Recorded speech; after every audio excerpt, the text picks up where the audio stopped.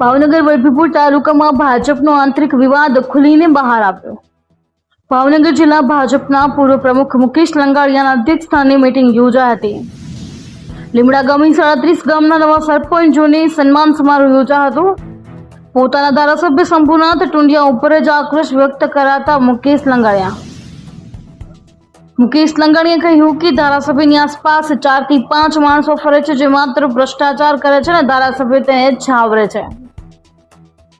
વલભીપુર તાલુકામાં કોઝવે મામલતદાર કચેરી તેમજ નેશનલ હાઈવેના કામોમાં કોન્ટ્રાક્ટરને દબાવીને ભ્રષ્ટાચાર કરવામાં આવે છે તેવા ગંભીર આક્ષેપ લગાવ્યા હતા। વલભીપુર તાલુકામાં ભાજપનો આંતરિક વિવાદ પહેલા બંધ બારણે હતો, પરંતુ હવે ખુલીને સામે આવતા અનેક સવાલો ઉઠી રહ્યા છે। વિપુલ બલિયા, GA ન્યૂઝ। આ વિરોધનો કાર્યક્રમ છે જ નહીં। આ સેવાય સંગઠન અમારું એક ગ્રુપ ચાલે છે તાલુકાનું, અને અમે વર્ષોથી આમાં કામ બધા કરી રહ્યા છીએ।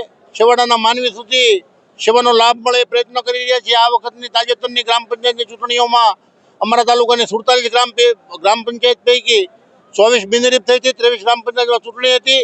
અને અમારા સરપંચો જ્યારે ચૂંટાઈને આવ્યા હતા ત્યારે અમને એક ઉત્સાહ હતો કે અમારા સરપંચોનું સન્માન કરવું છે। અમે સન્માનનું આયોજન કર્યું। એ ઘણા મિત્રોને નહીં ગમ્યું હોય, પરંતુ અમે સેવાય સંગઠન દ્વારા અમે આ સરપંચોનું સન્માન કર્યું છે।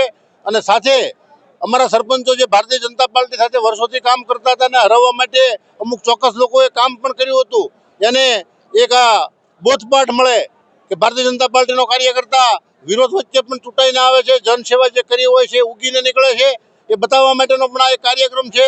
સાથે સરપંચોને પ્રોત્સાહિત કરવાનો કાર્યક્રમ છે।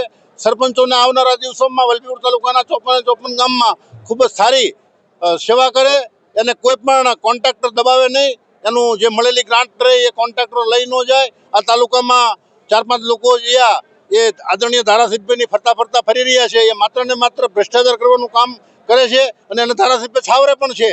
ત્યારે અમે લોકોએ નિષ્ઠા, પ્રામાણિક અને પારદર્શકતાને જેને કહેવાય કે અગ્રેસર રાખીને સારામાં સારું કામ થાય એ માટેનો અમારો જનજાગૃતિનો આ કાર્યક્રમ છે। સરપંચોનો સંવાદ પણ છે, સરપંચોનું સન્માન પણ છે, સાથે સરપંચોને હૂંફ અને લાગણી મળી રહે એ માટેના અમારા પ્રયાસો છે।